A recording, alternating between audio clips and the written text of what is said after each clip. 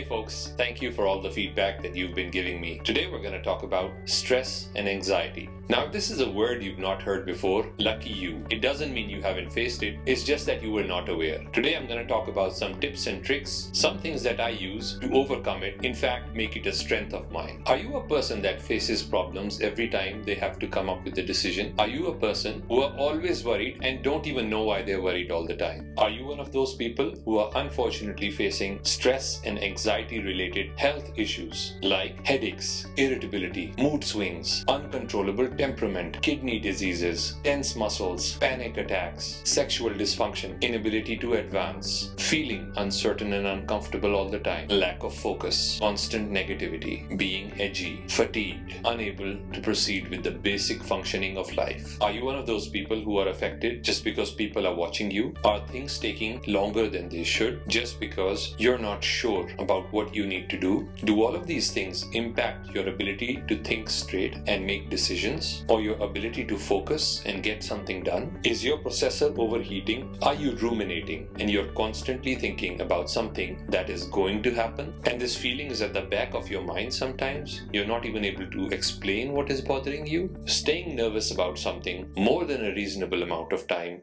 is called anxiety.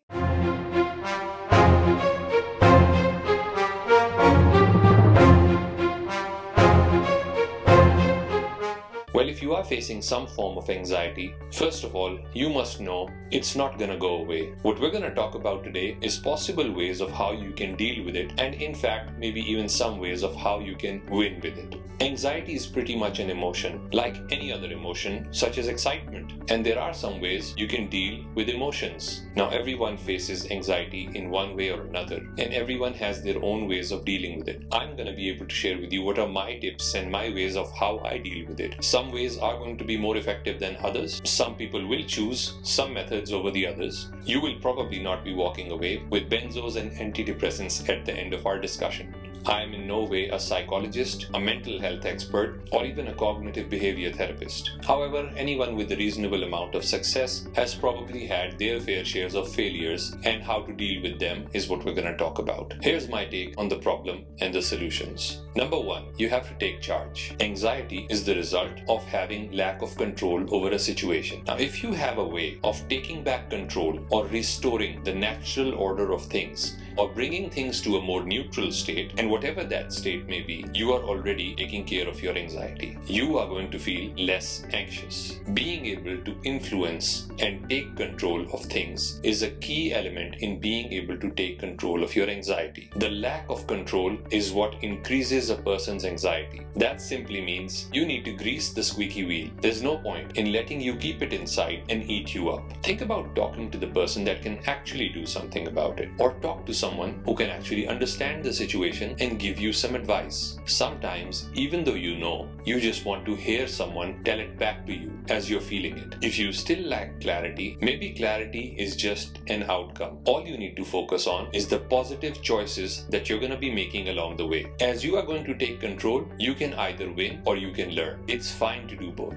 Point number two, you are rethinking too much, and rethinking is taking away your life. If you are constantly thinking about possible scenarios in your mind, you are going through what is called cognitive distortion. You are just rehearsing for failure. Now, as you're actually going through these situations, these permutations and combinations, it's all adding up and it's all multiplying in your mind. It's weighing you down. Your processor is unable to handle the situation. Because of the inputs not being very clear to you, you are not able to make the decisions needed, and therefore the outputs are vague, or it's simply going into reprocessing. It's a multivariate regression that you're running. If this happens but this goes well and that goes well, but if that goes wrong and then this goes fine and then that goes wrong, just imagine the complexity your mind is actually having to go through this time, and how much you're weighing down your processor and your ability to actually get something done. But in this artificial world where you're thinking about all of these possible scenarios, you are missing the single most important thing, which is your presence, your ability to make a difference. Now, here's where the competitive advantage comes in. Listen to this voice that you're hearing, and if there's something that you can do about it, control it and influence. But if there is nothing that can be done, accept it and move on. Now, what's happening is that your amygdala is taking over the functions of the prefrontal cortex, which is in fact responsible for cognitive thinking. Let me give you an example. For certain people, even the weather turning out bad can be something that can weigh weigh them down and make them unable to function. Now, is there something you can do about this? And if at all, do that. But if there is a part of this that you cannot influence, accept it and move on. There is one thing that is not going to help: worrying about it pointlessly. Get something done badly with enough iterations, enough experience, and time. You are going to get better at it. This is how humans develop. Find a way to look back at yourself, laugh at it, and move on. The third thing, apply the so what test. Now, the way the so what test works, you look at a situation and you say so what, and you look at the implications, and then you look at those implications and you say so what, and then you look at the further implications and you say so what, until you come down to what is the real thing that is bothering you. And normally what we find out is that it is something related to separation. 8 out of 10 times, either it is separation from family, separation from a friend, separation in a relationship, separation from work. That's normally what is bothering us. But what you need to know is that normally anything worthwhile in your life is not going to get separated just because of one isolated incident. What works for me is that when I apply this so what test, I'm usually guided by a few things: reasoning, logical thinking, principles, values, truth, transparency. As long as it helps you and your internal compass move forward. And if that doesn't also help, you always have the option of becoming a fly on the wall, just looking at what's going around and understanding what is your natural disposition in this situation. You not only end up getting what you aim for, but you actually attract what you believe. Your mind starts forging a link, like Pavlov's dog, who started associating a stimulus with a response. It's how you program your brain. Neurons that are wired together will fire together. So if you have been rehearsing and telling yourself that you are going to fail, you're going to have a difficult time, you're not going to be able to do it, when the real situation comes, you will actually be living your dream of failing. Yuck. If you ask prisoners, they would say that it is harder for them to actually hear other people who are getting tortured versus themselves. Because when they hear other people getting tortured, they feel they are getting diminished. And when they're actually hurt themselves, they feel as if the pain which is inflicted is only going to heal going forward. And what I mean by this is, if you have the ability to perceive that you are going to get pain, you are going to get hurt, you are not going to be able to do something, this is going to play up on you even more than you think. And if you instead decide to change the narrative and feel that I will be able to do something, you are going to attract that energy. The physiological responses of feeling nervous and feeling excited are exactly the same: an elevated heart rate, perspiration, etc., etc. What I tell my mind is that I am excited about something instead of telling my mind that I am nervous about something. Believe it or not, this trick works for me. Maybe the next time you face such a situation, you can tell yourself, this is just untamed excitement that I have in me. This is not me getting nervous. And my fifth tip is that you need to find a way to work on this or work this off.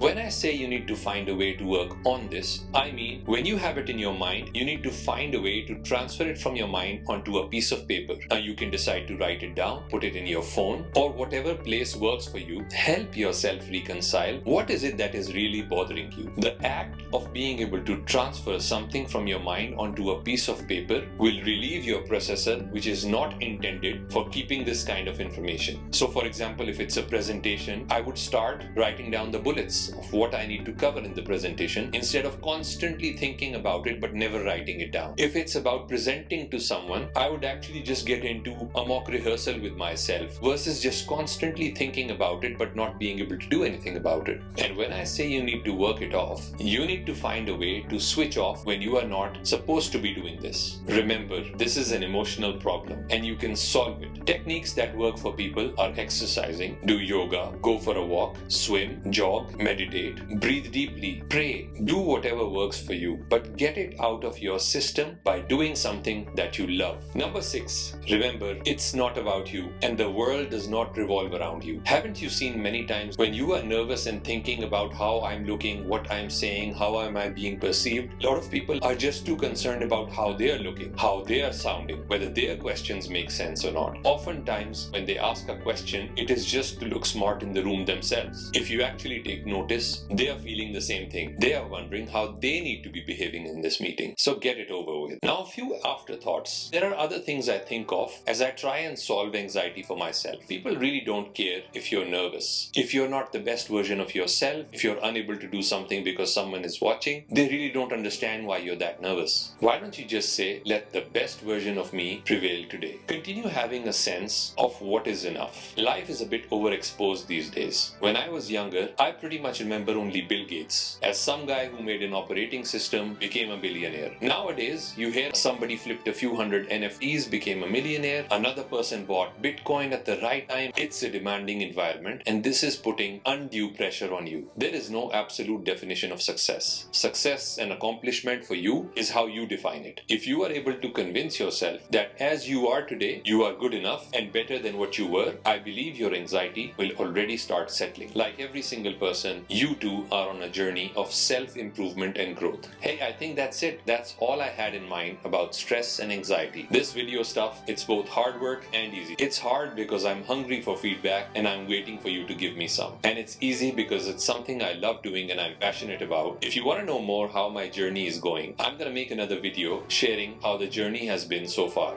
Simply put, it's been more satisfying and rewarding than I had ever thought. Had I had the anxiety of not being able to start this, I would have really missed out on something so important. If you benefited from anything in this video, I'd request if you could share it with someone who you also think can benefit from it. There's a lot of people who are really in need for hearing this. Thank you so much for your time, and until next week, bye.